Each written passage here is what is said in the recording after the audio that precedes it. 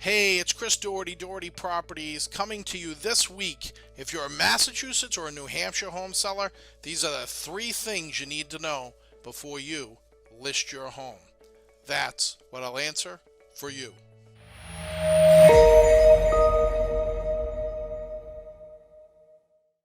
There's a lot happening in the real estate market in the United States, and there's a lot happening right here in Massachusetts and New Hampshire.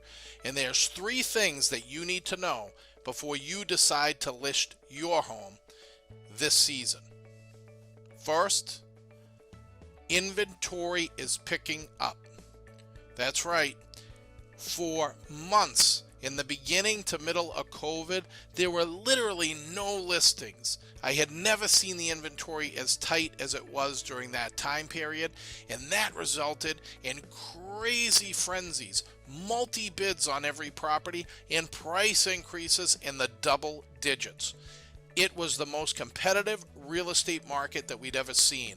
Now, we're seeing more inventory come on the market, and we're seeing a reduction in the number of multi-bids that are happening on the market.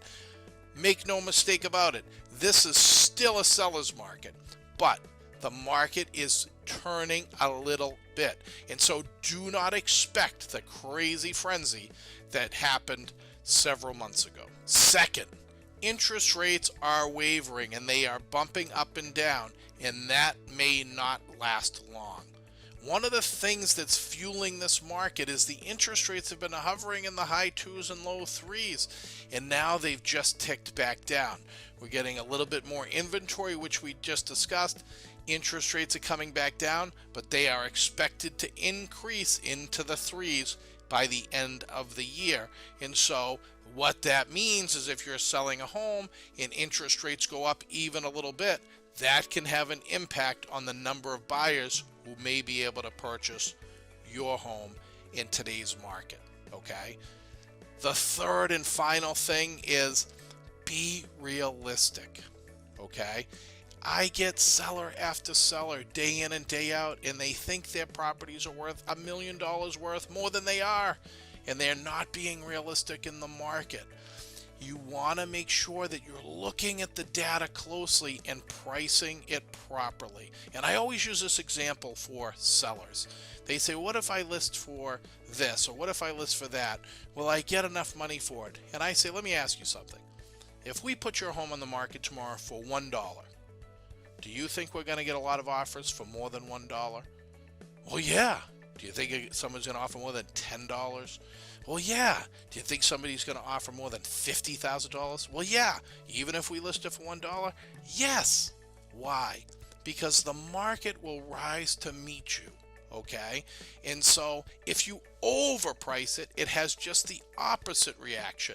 If your house is only worth $500,000 and you list it for $2 million in the hopes that you're going to find that one person out there, well, guess what? The market is smart enough to know, and it will decrease to meet you. And so there won't be any buyers there, so you will chase it down. So the advice is simple.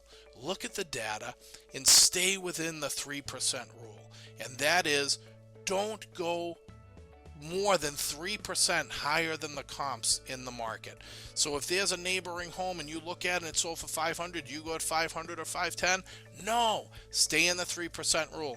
Go 3% under so you look better to bid up the process. Does that make sense? So these are the three things that you need to know right now today if you want to get your property to market and you want to list it successfully and you want to get your home sold. I would do it now. Conditions are changing slightly. It's still a seller's market, but this is the opportunity to lock in gains.